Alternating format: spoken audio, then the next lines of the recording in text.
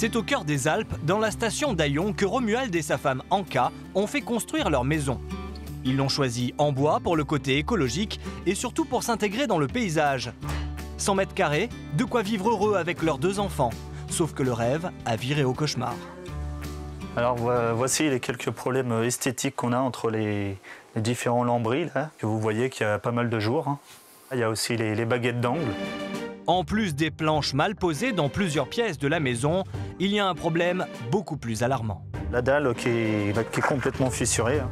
Une dalle fissurée et non étanche, une barrière trop haute sous laquelle les enfants de Romuald pourraient glisser, une absence d'accès à la maison et surtout une habitation construite au mauvais endroit sur le terrain.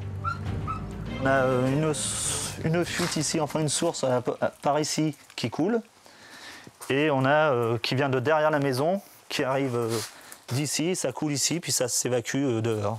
Donc ça veut dire qu'on est, on va dire, sur quelque chose qui coulisse, quoi.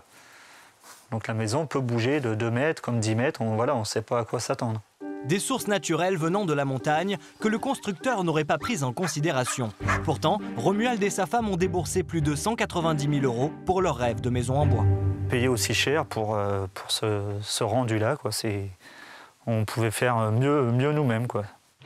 La maison en bois est le rêve de nombreux Français. Plus rapide à construire qu'une maison traditionnelle, plus économe en énergie, mais aussi plus écologique. Chaque année, entre 13 000 et 15 000 maisons en bois sont construites en France. 2 fois plus qu'il y a 10 ans.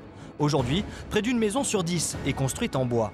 Mais avec le boom de ce marché, certains particuliers sont tombés sur des constructeurs peu scrupuleux.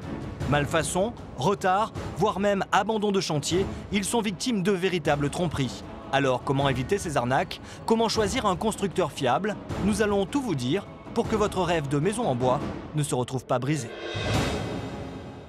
Entrez. Merci.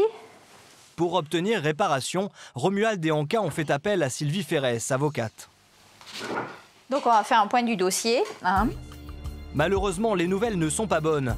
Un expert vient d'évaluer les travaux à une somme colossale.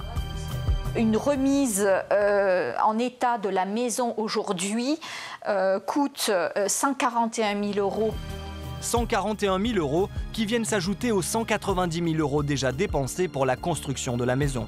L'avocate compte donc attaquer en justice l'entrepreneur pour obtenir réparation. Car en France, il existe un contrat de construction de maisons individuelles, appelé CCMI, qui protège le client et qui est très contraignant pour le constructeur. Il induit notamment une garantie de livraison. La provision sera réclamée à la partie adverse, le constructeur, le maçon et leurs assureurs respectifs, pour que les compagnies d'assurance financent le coût des travaux de réfection de la maison. Mais tout n'est pas si simple. L'entrepreneur qui a bâti la maison de Romuald et d'Anka s'est abstenu de faire signer ce fameux contrat CCMI. Aujourd'hui, il se dégage de ses responsabilités et prétend n'être qu'un simple fournisseur d'ossature en bois, mais pas un constructeur. Sa brochure laisse pourtant penser le contraire. Si aujourd'hui il voudrait rejeter une responsabilité en qualité de constructeur, il ne pourrait pas y échapper puisqu'il propose une maison clé en main. Donc une réalisation clé en main implique donc une réalisation depuis les fondations jusqu'à la toiture avec les finitions à l'intérieur.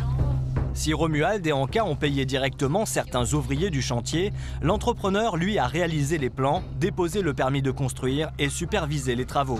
Pour l'avocate, il s'agit d'un CCMI déguisé et il y aurait suffisamment d'éléments pour que la justice reconnaisse sa qualité de constructeur. Elle vient de déposer un référé et espère que les travaux seront bientôt réalisés par la société. C'est tout ce qu'on veut, être tranquille, souffler une fois pour toutes. Et vous allez voir que le cas de Romuald et d'Anka est loin d'être isolé. Daniel Vénotier préside une association qui vient notamment en aide aux personnes en litige avec leurs constructeurs de maisons en bois. À côté de constructeurs sérieux qui travaillent avec des contrats de construction, il y a tout un tas de, de personnages, plus que d'entreprises, qui se sont engouffrés dans la brèche de la mode bois pour proposer n'importe quoi. Pour Daniel, il faut donc être vigilant. Comme pour une maison classique, les constructeurs de maisons en bois doivent vous présenter 2 garanties essentielles. La première chose, je dirais pour nous la plus importante, c'est de vérifier qu'il est bien constructeur de maisons individuelles, avec un contrat de maison individuelle, si on veut faire du tout compris. Et la deuxième chose, surtout, c'est de vérifier qu'il a une assurance dommage-ouvrage dans tous les cas. Avec ces deux garanties, vous êtes sûr de ne pas vous retrouver face à un simple vendeur de matériaux. Car vous allez le voir, le discours de certains professionnels peut vous embrouiller.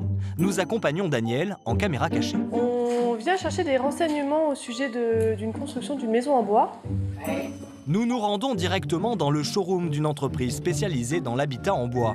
Dès les premières minutes, le commercial nous montre un projet de maison clé en main, en cours de fabrication. On gère tout, depuis le radier béton, on lui a même fourni l'architecte, on fait les cloisons, on fait l'électricité, on fait la plomberie. Une maison réalisée de A à Z qui sous-entend un contrat de construction de maison individuelle. Mais quand on lui demande s'il fait signer ce type de contrat, la réponse est étonnante. Nous, non, on n'a rien à voir. Vous n'en faites C'est pas? les gens qui font du parpaing, du traditionnel. On appelle les contrats CCMI. Oui. Voilà. Ça n'a aucun rapport avec nous. Le commercial nous présente alors les différentes structures en bois qu'il propose.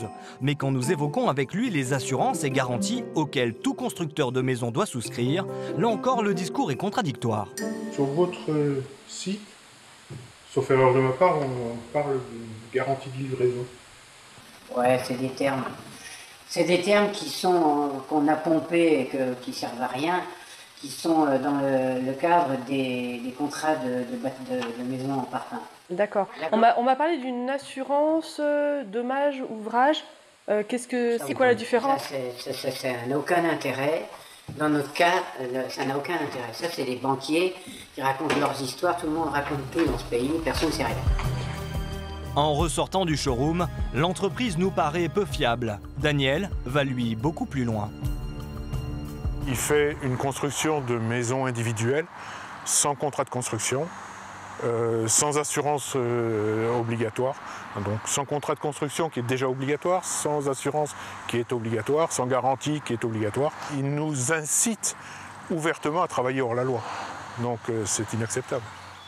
Attention donc au choix de l'entreprise qui construira votre habitation en bois. Sourire ? En Ardèche, Ludovic et Marie sont aussi propriétaires d'une maison en bois qu'ils habitent avec leurs 2 enfants depuis plus d'1 an. Pourtant, au moment de démarcher les différents constructeurs de la région, ils étaient loin d'être convaincus. On a vu vraiment des constructeurs où c'était plutôt des commerciaux qui nous vendent une belle vitrine, mais on ne sait pas ce qu'il y a derrière et beaucoup de choses sont cachées. Ils ont alors opté pour l'autoconstruction. À partir de leur propre plan, un fournisseur d'ossature bois leur a livré les murs et la charpente taillée sur mesure. Au bout du 2e jour, on a cette structure qui est montée.